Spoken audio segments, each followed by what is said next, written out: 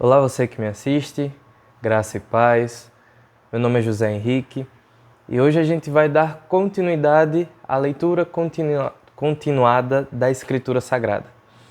E hoje eu convido você a abrir sua Bíblia no livro de Gênesis, capítulo de número 8. Assim diz a palavra do Senhor. Lembrou-se Deus de Noé e de todos os animais selváticos e de todos os animais domésticos que com ele estavam na arca. Deus fez soprar um vento sobre a terra e baixaram as águas. Fecharam-se as fontes do abismo e também as comportas dos céus, e a copiosa chuva dos céus se deteve. As águas iam se escoando continuamente de sobre a terra e minguaram ao cabo de 150 dias. No dia 17 do 7º mês, a arca repousou sobre as montanhas de Ararat, e as águas foram minguando até o 10º mês, em cujo primeiro dia apareceram os cimos dos montes. Ao cabo de 40 dias, abriu Noé a janela que fizera na arca e soltou um corvo, o qual, tendo saído, ia e voltava, até que se secaram as águas de sobre a terra. Depois, soltou uma pomba, para ver se as águas teriam já minguado da superfície da terra. Mas a pomba, não achando onde pousar o pé, tornou a ele para a arca, porque as águas cobriam ainda a terra. Noé, estendendo a mão, tomou-a e a recolheu consigo na arca. Esperou ainda outros 7 dias, e de novo soltou a pomba fora da arca. À tarde, ela voltou a ele, trazia no bico uma folha de oliveira. Assim, entendeu Noé que as águas tinham minguado de sobre a terra. Então, esperou ainda mais 7 dias e soltou a pomba. Ela, porém, já não tornou a ele. Sucedeu que, no primeiro dia do primeiro mês do ano 601, as águas se secaram de sobre a terra. Então Noé removeu a cobertura da arca e olhou, e eis que o solo estava enxuto. E aos 27 dias do segundo mês, a terra estava seca. Então disse Deus a Noé: Sai da arca, e contigo tua mulher e teus filhos, e as mulheres de teus filhos, os animais que estão contigo, de toda a carne, tanto aves como gado, e todo réptil que rasteja sobre a terra. Faze sair a todos, para que povoem a terra, sejam fecundos e nela se multipliquem. Saiu, pois, Noé com seus filhos, sua mulher e as mulheres de seus filhos. E também saíram da arca todos os animais, todos os répteis, todas as aves e tudo que se move sobre a terra segundo as suas famílias. Levantou Noé um altar ao Senhor, e tomando de animais limpos e de aves limpas, ofereceu o holocausto sobre o altar. E o Senhor aspirou o suave cheiro e disse consigo mesmo: Não tornarei a amaldiçoar a terra por causa do homem, porque é mau desígnio íntimo do homem desde a sua mocidade. Nem tornarei a ferir todo vivente como fiz. Enquanto durar a terra, não deixará de haver sementeira e ceifa, frio e calor, verão e inverno, dia e noite. Amém. Esses são os 22 versículos que compõem o capítulo de número 8 de Gênesis, onde nós vemos que o Senhor já fez com que a sua ira passasse, fazendo assim com que as águas do dilúvio diminuíssem. Noé solta ali alguns animais, primeiro um corvo, depois uma pomba, para ver se realmente a ira do Senhor tinha passado, se as águas tinham ali baixado. E no final, Noé percebe que as águas realmente tinham baixado, a ira de Deus tinha passado. Mas mesmo assim, para tomar uma atitude, Noé, ele espera que Deus se comunique com ele. Foi isso que a gente viu no versículo de número 15. Noé ele só sai da arca depois de uma ordem expressa da parte de Deus, ao dizer: sai da arca.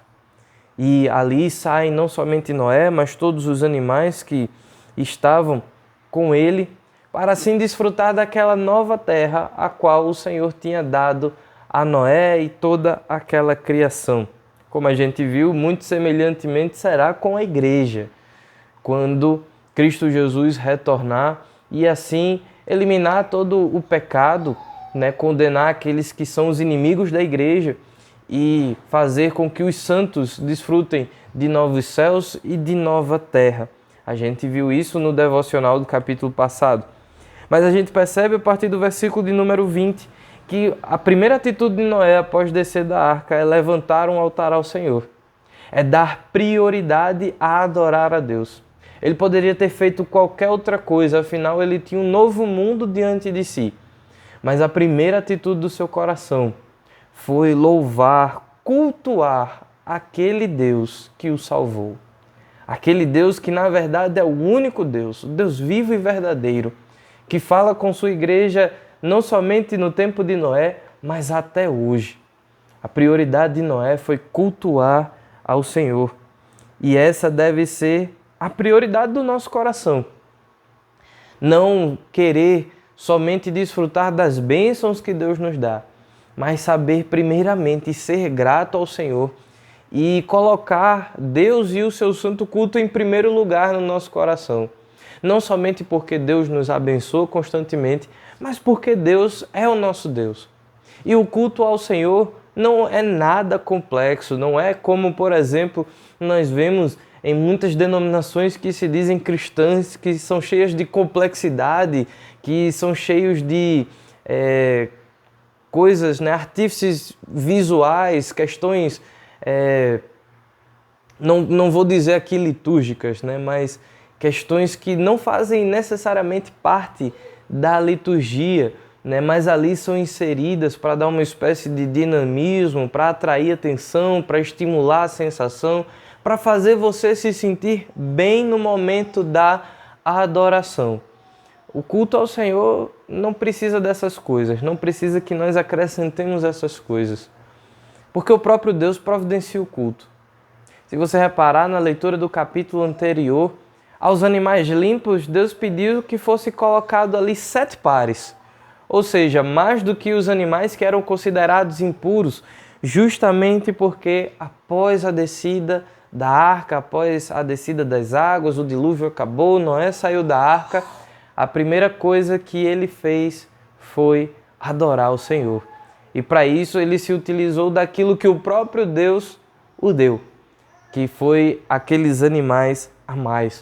O que nós percebemos é que o santo culto do Senhor, ele já é providenciado pelo próprio Deus. Basta que nós adoremos a Deus com sinceridade de coração, com prioridade em nossa vida, como o próprio Jesus Cristo descreve no Evangelho, em espírito e em verdade. E nesse culto acontece a renovação pactual, onde Noé e Deus, ao entrarem num diálogo, na verdade o Senhor, após aspirar o suave cheiro aqui, fala aqui nessa passagem que nós lemos, Deus ele firma um pacto, agora não só com Noé, mas com toda a criação, ao dizer que não tornará a amaldiçoar a terra por causa do homem, mesmo sabendo que o desígnio do coração do homem é mau. Não tornará a ferir o ser vivente como ele fez, mas Deus diz, enquanto durar a terra, não deixará de haver sementeira e ceifa, frio e calor, verão e inverno, dia e noite. Ou seja, Deus estava dizendo, enquanto esse mundo existir, enquanto esse mundo durar, ele continuará sendo preservado pela graça comum de Deus. Agora o pacto de Deus não é somente com Noé, mas se estende a toda a criação, dizendo que a graça e a misericórdia de Deus, que são mantenedoras da vida e de tudo aquilo que nós desfrutamos neste mundo, permeariam toda a criação, de tal forma que as estações continuariam acontecendo, a vida na própria terra, o fato da sementeira e da ceifa, do frio e do calor, ou seja, aquilo que é necessário para as plantas, para as árvores desenvolverem e dar o seu fruto, continuaria acontecendo, porque Deus se comprometeria de sustentar toda a sua criação, não mais a destruindo como ele fez durante o dilúvio. E nisso nós percebemos como que o culto do Senhor é importante a nós, pois no culto, nessa renovação contínua do pacto de Deus conosco, é que nós somos lembrados que tudo que nós temos não é somente dado, mas é preservado pelo próprio Deus e que existe muita graça e amor durante a nossa semana, até nós chegarmos nesse clímax da nossa vida que é o culto a Deus. Pois se nós podemos nos alimentar, trabalhar, nos vestir, dormir, é porque a graça e a misericórdia de Deus, ela nos manteve.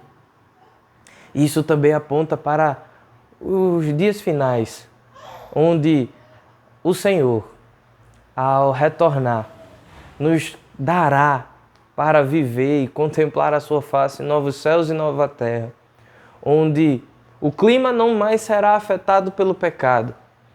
As vegetações, os pastos, as plantas que dão fruto não mais serão afetadas pelo pecado e nós também não seremos mais afetados pelo pecado. Será uma criação perfeita e a criação perfeita de Deus, o homem renovado em Cristo Jesus, poderá desfrutar dela para sempre. Não porque ela em si é o final da nossa vida, o presente final que Deus nos dará, mas porque Deus ali estará de forma perfeita para ser contemplado e glorificado por nós. E assim todas as outras coisas a qual nós necessitamos nos serão acrescentadas de forma perfeita. Por isso é necessário, da nossa parte, cultuar ao Senhor, para sermos relembrados a Deus constantemente do que Ele tem feito por nós, nos mantendo com graça e misericórdia, nos preservando até o dia final, dia esse que é perfeito. Nós somos sustentados pela graça de Deus, pelas misericórdias que se renovam a cada manhã e assim nos fazem perseverar e nos preservam até o fim. Por isso que nós não sejamos negligentes com o santo culto do Senhor, mas que ele seja uma prioridade em nossas vidas. Que Deus assim te abençoe. Considere curtir, compartilhar e se inscrever no canal. Que Deus te abençoe.